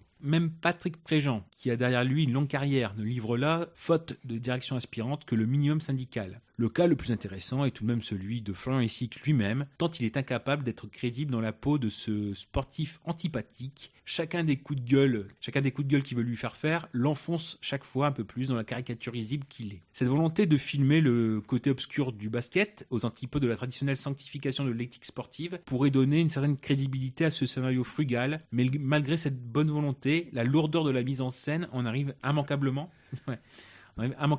à rendre son visionnage pénible. Entre la répétition des effets de ralenti qui reviennent inlassablement à chaque scène de sport et celle des musiques additionnelles qui viennent surappuyer grossièrement les émotions de son personnage, Essig semble n'avoir comme unique inspiration que les plus ringardes des publicités. Rien n'y fait. La légende ne parvient pas à faire de ses défaillances une force qui illustrerait l'ambition autodestructrice de son personnage. Elles sont au contraire autant de preuves de la naïveté de son réalisateur, à tel point qu'on en arrive à avoir de la peine pour lui. Espérons au moins que les amateurs de basketball qui espèrent voir leur sport préféré enfin représenté dans le cinéma français lui pardonnent son film désolant. Donc voilà, ça c'est en effet... Franchement, je trouve ça incroyable le vocabulaire soutenu qu'ils arrivent à trouver juste pour dire que c'est de la merde. Non mais moi sans les termes compliqués, oui, je suis complètement d'accord avec eux. C'est ce côté argumenté. Il y a ce côté-là où le manque de moyens, les maladresses aussi, mais c'est pour le casse des cases, c'est pas le cas parce que on peut éviter de voir Autoroute Express pour apprécier le casse des cases. Je vais dire un grand mot. Mais autant là, ce qu'on voit, le personnage de Markovitch, je vais en parler quasiment tout de suite après avec le livre. Alors le livre Markovitch par Jean-Christophe dans les coulisses du sport business, on va y venir assez vite. Voilà, il fait 187 pages. Parce qu'il correspond au film La Légende, ça vient à partir de la page 150. Ce qui fait que tout, on va dire le background de Markovitch, qui nous permet un petit peu de comprendre, parce que voilà, une fois qu'on voit le film et qu'on sait ça, c'est un petit peu plus cohérent et ça rend le film un peu plus agréable. Je veux dire, s'il faut avoir lu tout ça pour un dossier préparatif pour aller voir le film, c'est un peu, voilà, lire presque 190 pages pour comprendre, entrer dans un film, donc qui plus est, voilà, est modeste par ses moyens, par exemple, c'est un peu compliqué. Peut-être un dernier truc que je dirais avant de vraiment passer au livre. Dans l'écriture du film, bon, ça, il y a les nombreuses incohérences que tu as déjà soulignées par rapport à sa jambe et tout ça. Bon, ça, on n'y revient pas, mais c'est l'écriture des personnages aussi que j'ai trouvé incroyablement mauvaise. Au-delà des dialogues, c'est même les personnages en eux-mêmes, bon, aucune profondeur. Et notamment, ce qui m'avait révolté et que j'ai souligné plusieurs fois pendant le visionnage aussi, c'est l'écriture des personnages féminins. Ouais, alors là, j'ai rarement vu ça quand même. Bon, pourtant, je suis pas un pro-féministe, mettre en avant le mouvement féministe, tout ça. Bon, j'en suis pas à ce point-là, mais alors là, ça m'a vraiment, ça m'en a bouché un coin. Voir vraiment très très peu de personnages féminins dans le film. Et pour le peu qu'on en voit, c'est vraiment la fonction. Elles sont bonnes qu'à baiser, quoi. C'est vraiment les deux premières qu'on voit, c'est dans la discothèque. La seule chose à laquelle elles servent, c'est draguer Florian Wessig, enfin le Markovitch, ça, et le personnage de Géraldine Lapalus, pareil, elle intervient et puis très rapidement, bon, c'est pour se la taper, quoi. Ouais, voilà. Mais bon, après, encore une fois, dans le livre et dans le film, quand on sait que c'est le sport business qui est le centre du sujet, c'est vrai que j'en reviendrai peut-être pour le livre, ce qu'il raconte dans sa carrière, enfin, avant d'arriver justement à son club formateur, à revenir à son club formateur, c'est voilà les filles à gogo, que ce sport-là, vu qu'on tourne beaucoup, on change beaucoup de clubs, les amours stables, c'est pas possible. Donc on voit que dans le livre, peut-être je le dis maintenant, il y a les filles faciles. Alors dans le livre, j'y tiens beaucoup, il cite beaucoup Jean-Jacques Goldman. Donc il parle du morceau Les filles faciles. Bon, c'est une phase B entre guillemets, c'est dans l'album entre gris clair et gris foncé. Donc il y a les côtés filles faciles parce que c'est les filles à joueurs, donc il a voulu résumer dans les filles de la discothèque qu'en fait les relations stables, c'est en fait que l'amour d'un joueur professionnel c'est pas possible. Soit c'est les filles faciles, soit c'est des amours où on consent à donner une fin. Donc les amours d'été, quoi. On dit bah de toute façon l'été ça sera fini, fin d'été ça sera fini. Et dans le livre il y a à la bol, il a un amour d'été et ils savent dès le départ que ça se finit à telle date. Le livre est un peu plus fin de ce côté-là, mais dans le sens où il faut lire le livre pour comprendre que son amour de jeunesse, il a dû le quitter parce que c'est de l'amour à distance, vu qu'il n'est pas dans la même ville, et que finalement ça se finit de soi-même. Parce qu'il y a le côté virilité entre joueurs, ça se passe par les femmes, donc c'est les femmes, donc beaucoup de conquêtes. Il y a un chapitre Les filles à gogo. Voilà, si vous voulez. Comme le thème des femmes n'est pas central au film, le peu de femmes qui sont présentes, elles sont pas valorisées parce que c'est pas non plus le centre. Les plans sur les pom-pom girls aussi, c'est quelque chose. Ça fait aussi partie des personnages féminins du film. Mais bon, c'est une belle façon de les mettre en avant. Cette façon de filmer. Il manquait plus que la caméra qui passait sous la culotte et puis. Et le dernier truc peut-être que j'avais à noter, c'est je pense que ce film aussi il est mal passé parce que je l'ai vu après avoir vu le film Les Petits Princes de Vianney le Basque, aussi, qui a vraiment beaucoup de points communs sur le plan des thématiques du film, qui a même plusieurs points scénaristiques qui reviennent, qui a la même fin, le même déroulé. Le sportif, bon là dans le film de Wessig c'est un sportif qui a une blessure récurrente. Dans le film de Vianney le Basque c'était une maladie de cœur, bon légère différence là-dessus, mais sinon dans le fond c'est la même chose. Et je pense que ce film-là il passe moins bien parce que le film de Vianney le Basque était, pour ma part en tout cas, de mon avis personnel, était vraiment bien réussi, bien écrit, bien joué, plein de qualités. Donc voir La Légende juste après non, je l'ai pas vu depuis longtemps Les Petits Princes, mais j'en ai quand même des bons souvenirs et quand je vois l'écriture du film d'Essic, on est quand même dans une autre dimension, j'ai envie de dire. C'est absolument ça soutient pas trop la comparaison là-dessus. Le côté film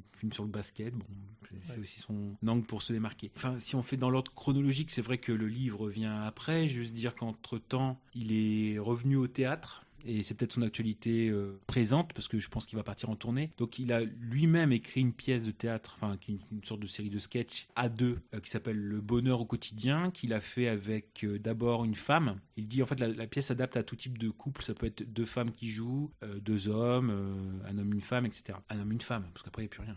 Deux femmes, deux hommes, un homme, une femme, etc. Ça n'a plus de sens. Et donc au départ, il a...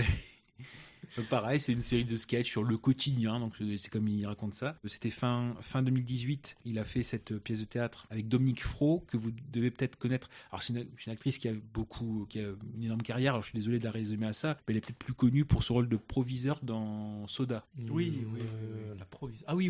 Voilà, oui. Ok, il a commencé avec elle, et puis finalement il a reprise dans le premier semestre 2019 avec Alexandre Pell, de Caméra Café, Sylvain, le comptable. Oui. Je regardais pas Caméra Café. Avec ses lunettes. Oui. Qui fait coincer. Vite fait, on peut passer la bande-annonce, voir un petit peu de quoi ça parle. Les situations du quotidien. Ah, je vois qu'on est en pleine forme, monsieur la peau sur l'eau. C'est flagrant. Vous trouvez, vous? Parce que j'ai encore perdu 4 kilos depuis la semaine dernière. Notre bien-aimé maire sortant, avec lequel j'ai eu la chance et l'immense bonheur de collaborer durant de longues années. Oui, enfin la chance, il était complètement dépassé, le vieux. Mais de quoi vous plaignez-vous? Vous savez combien de personnes aimeraient perdre autant de poids en si peu de temps? Bon. Ouais, on sent encore une qualité d'écriture indéniable. Et en fait, finalement, autant quand on prend les notes pour le théâtre, c'est plutôt billet réduc. Avec Dominique Fro, c'était un peu moyen, mais visiblement, avec Alexandre Pell, ça passe beaucoup mieux. Finalement, encore une fois, quand il sait bien s'entourer, dans son domaine, ça peut aller, surtout que c'est la première fois qu'il se frotte à l'écriture pour le théâtre. Ouais, donc il compare ça au nouveau monstre de Dino Risi, les tracas, les dysfonctionnements de la vie quotidienne.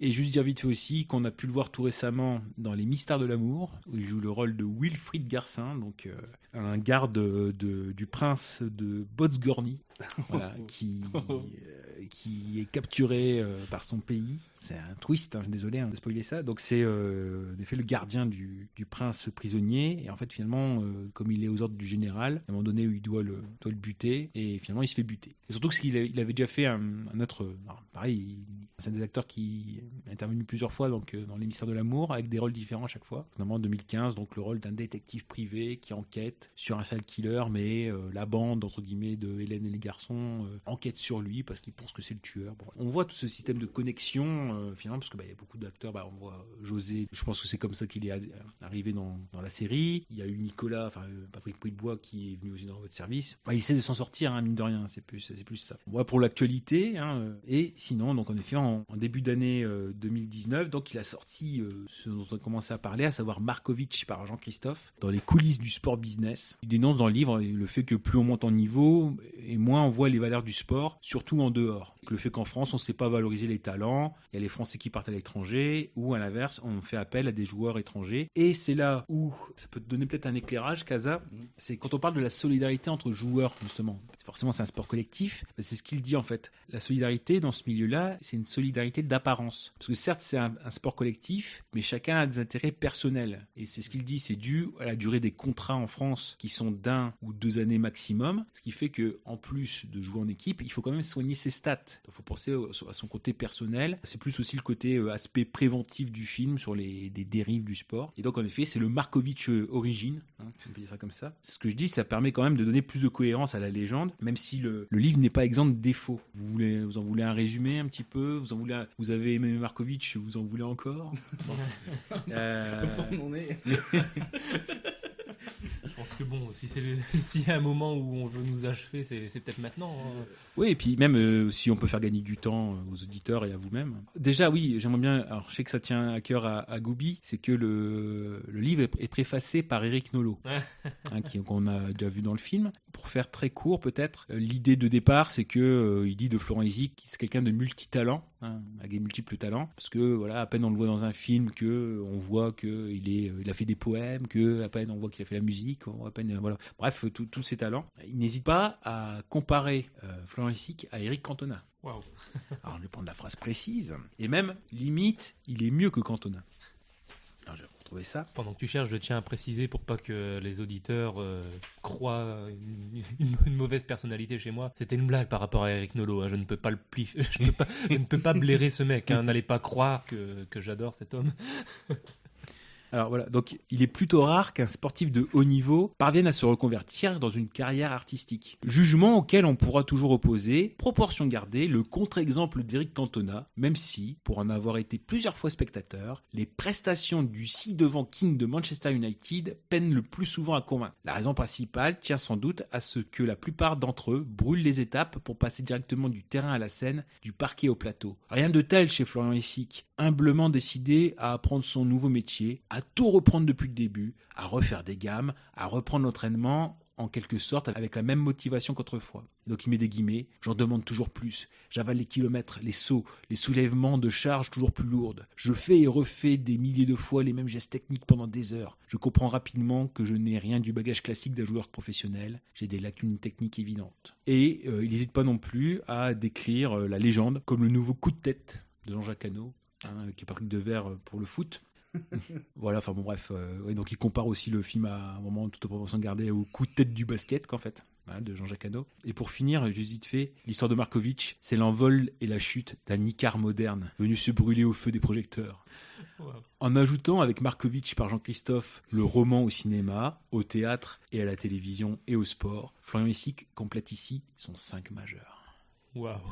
Après le livre pour les origines, le film pour la vie, pourquoi pas la pièce de théâtre pour Markovic dans l'au-delà, la suite peut-être. Alors vite fait, ouais, je vais essayer de résumer vraiment les choses. Donc en gros, qu'est-ce qu'il nous raconte dans les 150 pages qui précèdent, voilà, qu'est-ce qu'on en sait de plus sur Markovic? Déjà, son enfance, une enfance heureuse, un père sportif, une mère fonctionnaire mais qui aurait pu être comédienne. Il vient d'un milieu riche mais il ne s'en excuse pas. Il aurait voulu être footballeur professionnel.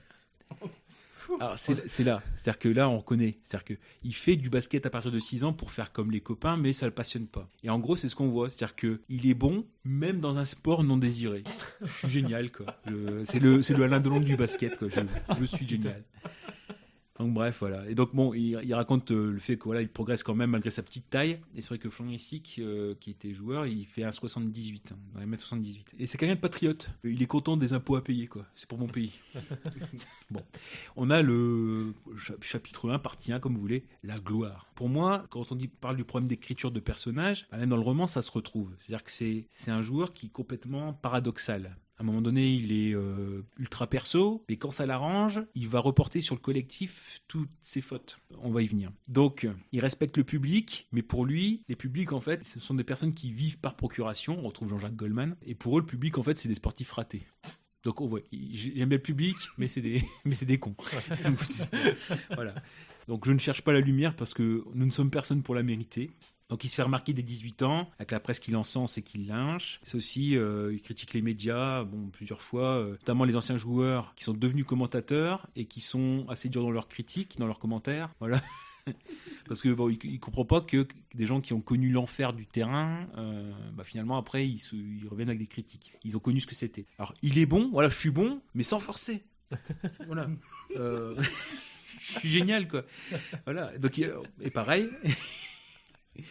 Je fais les choses sérieusement, mais je m'en fous.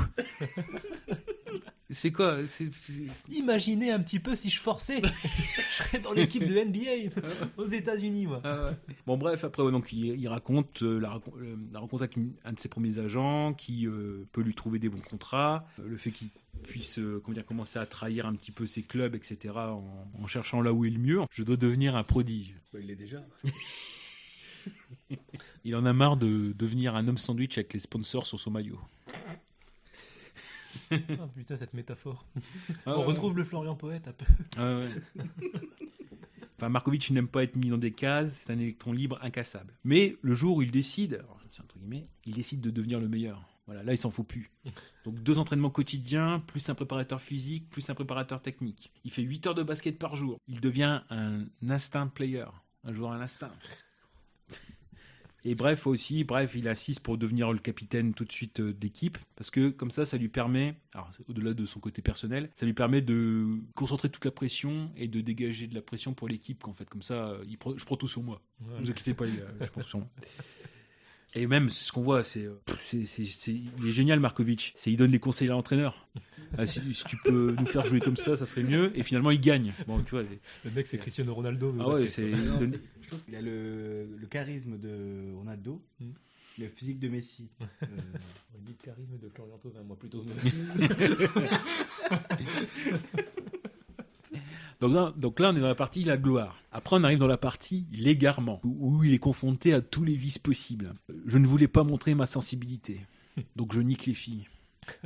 Ouais, et donc on a 3 sources de vices. Donc comme je disais, on a les filles à gogo, parce que la virilité, c'est pas par le talent, c'est par le nombre de conquêtes qu'on a. Donc on est dans les boîtes de nuit VIP, il a quitté sa conquête à distance, entre guillemets, enfin sa conquête de cœur, parce qu'ils sont à distance. Donc c'est une compétition entre joueurs sur le nombre de filles faciles. Donc pareil, encore une fois, il cite Goldman. C'est ce qu'on voit, c'est-à-dire que c'est complètement contradictoire avec son indépendance, le côté je m'en fous des autres, et finalement quand il y a une connerie, c'est parce que c'est le collectif. C'est jamais de sa faute. Et ça va être toujours quelqu'un, Markovitch, je dis ça, je dis rien. Il y a beaucoup de trucs comme ça aussi, et puis mais c'est pas ma faute. Voilà. Donc on a ça, on a la passion pour les bolides, parce que le sponsor d'un des clubs où il est, c'est le garagiste, donc je suis très attiré par le luxe, surtout quand il est gratuit. Et donc avec des conduites rapides, voilà. Chez GG, ouais. Hein? Le sponsor, c'est le garagiste. J'imagine un maillot avec écrit chez GG. Et puis, ça c'est pas vraiment un vice, mais c'est le look. Alors, ce qu'il dit au départ, j'ai fait une une teinture rouge. Bref, avec moi, tout au long des mois, les dirigeants avec moi, ils en ont vu toutes les couleurs. Oh putain. Même là, il va encore nous dire.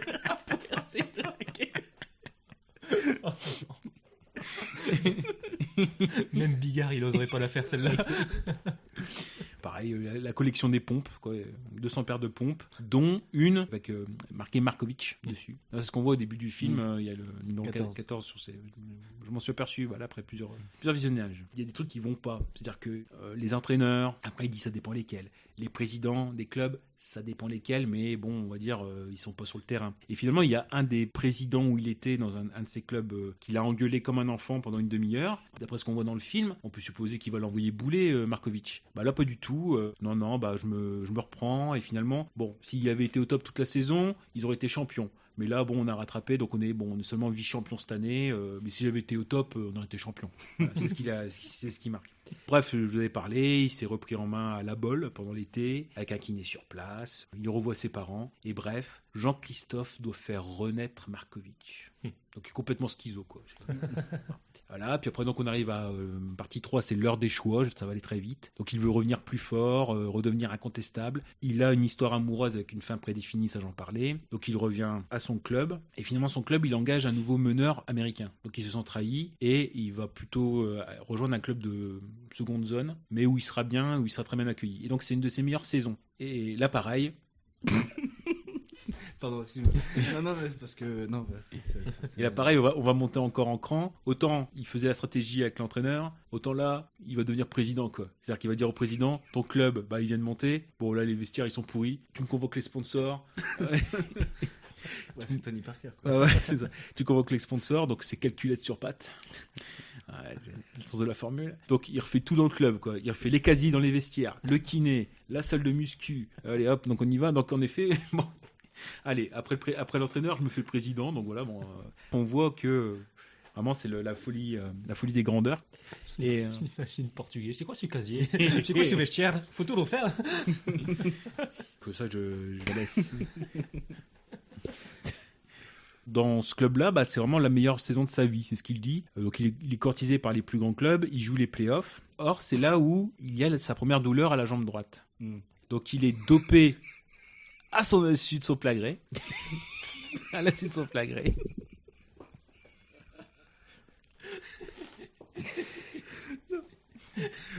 C'est-à-dire qu'il boit de l'eau, mais il sent qu'il y a quelque chose dans l'eau, quoi. C'est pas normal. Quelque chose qui est pas normal. Non, mais c'est bien écrit. Donc bref, il passe les examens, les médecins ne trouvent pas l'origine de la douleur. Donc pareil, après les médias, après les entraîneurs, après les présidents, allez hop, les médecins, avec leur serment d'hypocrite. Oh, ce jeu de mots de merde. Oh putain, je l'ai même pas compris tout de suite, il m'a fallu 2 secondes. Vers la fin, il enchaîne quand même. Il se dit, tiens, je n'ai pas fait assez. Non, voilà. Ce qui fait que on arrive dans les demi-finales du play-off. C'est des matchs aller-retour. Le premier aller, donc il est chargé. Le retour, il a déjà des injections répétées et il finit avec les ligaments arrachés. En théorie, il doit s'interrompre 6 mois. Et la finale est perdue parce qu'il est absent. C'est ce qu'on voit au début du film. Il faut vraiment avoir l'oreille tendue. C'est que le prétexte qui lui... Pardon, arrête de me faire rire. Arrête de me faire rire. Mais j'ai rien dit. Excuse-moi. Non, j'arrête pas. Je suis fatigué. Non mais ça va aller vite, il n'y a plus grand chose. Donc les ligaments arrachés en fait, ils sont maquillés en tendinite pour ne pas hypothéquer son avenir. Il remplace son agent, c'est celui du film qui a mauvaise réputation, et pareil, son agent lui dit que l'équipe de France est proche, mais que s'il y a 6 mois d'arrêt, c'est la fin du rêve. Non, mais tu vas raconter le livre. Non mais j'ai fini. Pour ceux qui... J'ai fini. Ah mais c'est pas pour les gens qui veulent acheter le livre. Ah bah non. Non, bon. Non, mais bref, non, c'est pour savoir, pour les gens qui veulent voir le film, savoir tout ce qu'il y a à savoir avant. Quoi. Bah d'ailleurs, je mettrai le mot spoiler si vous voulez pas. Parce que là, on spoil. Ah, putain. Ouais, c'est un rétablissement rapide. Ouais, rétablissement rapide en 3 mois dans une clinique suisse. Bref, où il est plus grand chose. Voilà, bah non, c'est ça en fait. Non plus. Ouais, et donc c'est là où on en est à partir du livre, à savoir que, entre guillemets, il faut qu'il reste en France parce que les contrôles sont plus poussés à l'étranger, donc par rapport à son problème de genou, qui propose donc de revenir dans son club formateur. C'est ce qu'on voit dans le livre, c'est dans le film, c'est ce qu'on voit dans le livre, c'est ce qu'on voit dans le film, putain. C'est André. Tu vas y arriver. Il commence à s'énerver, ça y est. Putain. Ouais. Et donc on voit, voilà, c'est là où on prend le début du film, il a négocié le plus gros salaire, plus de garanties, et il finit sa cure en pouvant courir, mais avec la douleur persistante. Mais désormais, la douleur fait partie de lui. Donc voilà. Non mais bon. Alors ça, si c'est pas une déclaration de la part de Gravelax à Florian Hessig. Ah non mais là voilà, c'est-à-dire que bon, encore une fois, c'est ce côté, ça, voilà, c'est pour moi, il m'a permis d'apprécier le film La Légende à sa juste valeur, mais voilà, à répondre pourquoi est-ce que vraiment Markovitch c'est un connard fini au début du film, bah non, voilà, tout est dans la nuance, le diable est dans les détails, donc. Non, donc vraiment un sacré boulot. Bah voilà, donc finalement c'est ce qu'on a pu voir, un homme aux multiples talents, incompris, incompris, voilà. J'espère que les deux parties auront permis de donner une sorte de clé de lecture, clé de départ dans l'œuvre de Florian Hessig. Il y a beaucoup à voir et bon, encore une fois, c'est pour quelqu'un qui est autodidacte, ça peut être la morale un petit peu, il y a énormément de progrès. Après, bah voilà, faut prendre les progrès au niveau de ce qu'ils sont, mais pour moi, voilà, c'est quelqu'un qui s'est battu tout seul, voilà, je sais pas personnellement, mais ça a l'air d'être quelqu'un aussi qui a un bon fond. Pour moi, voilà, ça a été vraiment une découverte et une enquête dans le monde fabuleux de Florian Hessig. Comme quoi, à partir d'un film, encore une fois, c'est ce que je dis, le diable est dans les nuances. Quand on sait d'où il vient, quand on sait les efforts faits, un petit peu plus de contexte aussi. Bon, après, voilà, il faut vraiment avoir que ça à foutre aussi. Non, mais en tout cas, c'était une super belle enquête. Moi, je propose qu'on applaudisse Gravelax. Merci. Donc, si Hessig nous écoute... Mais il faut l'inviter sur les réseaux sociaux quand bah ça sera en ligne. là, oui. Bah, on aimerait peut-être avoir plus d'éclairage sur certains points. Et par contre, alors j'ai fait une déclaration d'amour à Florian Hessig. Je vais en tenter une, alors qui va permettre de servir peut-être de recommandation. Et je voudrais faire une déclaration peut-être au futur Florian Hessig, à savoir Alain Williams. On va avoir un deuxième truc comme ça. Et on va refaire une émission de 2 heures encore. Non, non, mais là, vous pouvez chercher, vous n'allez pas trouver. Enfin, voilà. C'est-à-dire que le 5 février 2014 sortait Le Casse des Casses. Le 5 février 2020 sort Le Fruit de l'espoir. Noni, Le Fruit de l'espoir d'Alain Williams. Et ça traîne beaucoup sur les différents forums de cinéma. Ça fait du bruit depuis longtemps parce que bon, voilà, il y a eu la bande-annonce qui traînait, mais on ne savait pas quand ça sortait. C'est donc en effet la bande-annonce Le Fruit de l'espoir avec notamment Robert Hossein, les frères Bogdanov. Voilà. Et je propose qu'on finisse avec cette bande-annonce qui sera aussi une forme de reco, hein, le futur peut-être film le plus nul. Bon, voilà, donc le 5 février 2020, on espère dans le maximum de salles. Le Fruit de l'espoir, on le passe l'extrait tout de suite. Et puis on le mettra en lien dans la description de l'épisode. Ce film est un manifeste à la guérison. Déjà, c'est avec les frères Bogdanov, ça part bien. Oh, mais je sais pas ce qu'il y a. Il y a Ariel Dombal dedans aussi ou pas? Non.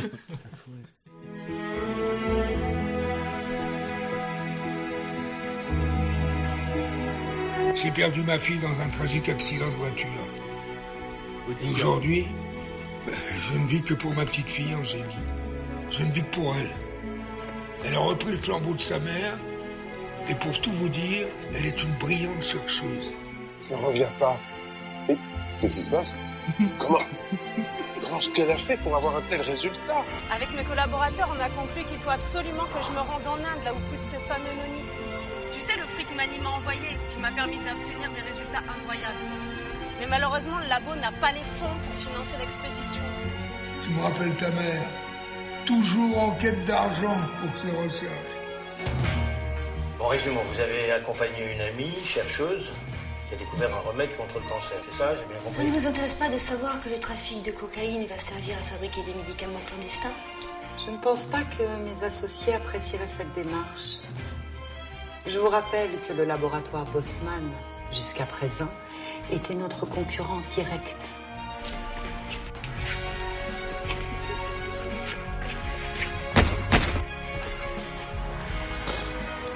C'est bon.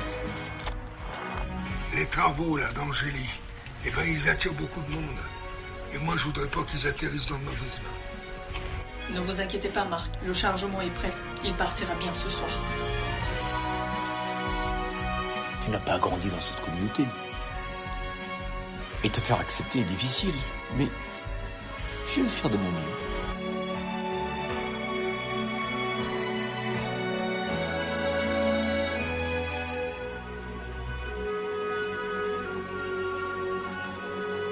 Tata, quand je sortirai, tu m'emmèneras faire du poney? Bien sûr, Tata tient toujours ses promesses.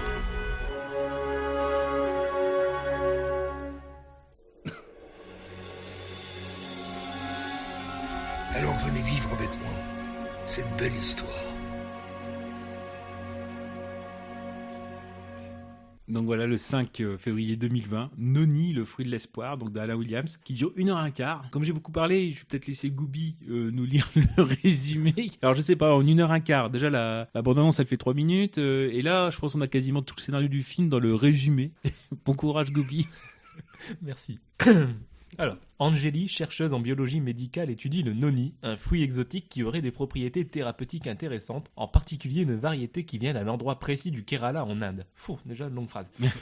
Pour avancer dans ses recherches, Angélie doit monter une expédition et se rendre sur place. Malheureusement, son laboratoire ayant des difficultés financières, elle doit faire appel à des financements extérieurs. Ainsi, elle sollicite son grand-père, grand notable politique de la région, qui lui obtient une subvention. L'équipe se rend alors au Kerala, où après diverses péripéties, ils découvrent l'endroit où pousse cette variété de noni. Durant tout le voyage, nos amis étaient sous la surveillance d'un laboratoire concurrent qui a réussi à infiltrer dans l'équipe un de ses collaborateurs qui rapporte tous leurs faits et gestes. De retour en France, les travaux d'Angélie continuent jusqu'à ce que le laboratoire antagoniste se manifeste brutalement et que l'histoire bascule vers une intrigue policière où les travaux d'Angélie deviennent l'enjeu d'un combat sans merci. Et tout ça en 1h15. Tout ça en 1h15, c'est assez... ouais, je sais pas.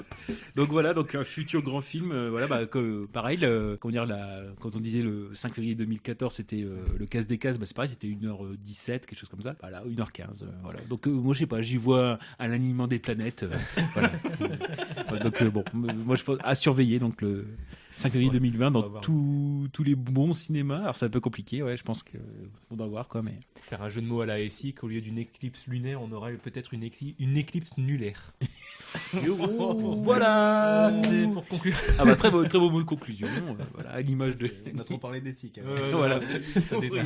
Moi, je crois qu'il est temps de couper les ponts. Voilà, parce que moi c'est pareil, ça fait avec comment dire toutes les recherches, ça doit faire 2 mois, bon plus ou moins, c'est pas continu, mais que voilà que Florian ici que j'habite avec lui quoi entre guillemets. Voilà, donc bon, il est temps de couper les ponts. Bah merci beaucoup de votre écoute. J'espère que l'épisode spécial a quand même créé quelques intérêts. Voilà, parce que vraiment c'est quand des choses qui nous tiennent à cœur. On y va à fond. Après on n'y revient plus. C'était le moment de couper les ponts parce que ça prenait trop de temps. Merci de nous avoir écoutés. On se retrouve la semaine prochaine pour un épisode plus classique, beaucoup plus classique. Donc voilà, merci de votre écoute. C'était donc Gravelax, accompagné de... c'était Kaza. À bientôt. Bonne soirée. Et de Goubi. Salut, à la prochaine. À la prochaine.